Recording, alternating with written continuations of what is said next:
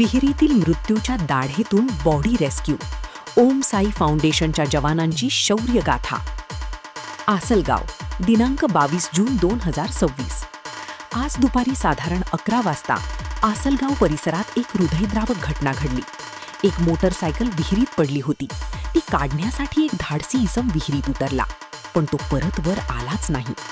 विहिरीत पेट्रोल आणि ऑइल सांडलेले असल्याने आणि विहीर पूर्णपणे कोंदट असल्याने आतमध्ये विषारी वायू तयार झाला होता.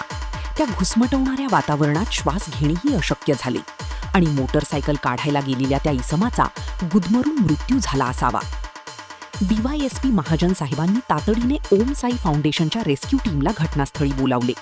जळगाव जामोदचे ठाणेदार आणि पोलीस कर्मचारी घटनास्थळी उपस्थित होते, परंतु विहिरीतील भयावह परिस्थितीमुळे आत उतरणे कोणालाही शक्य नव्हते.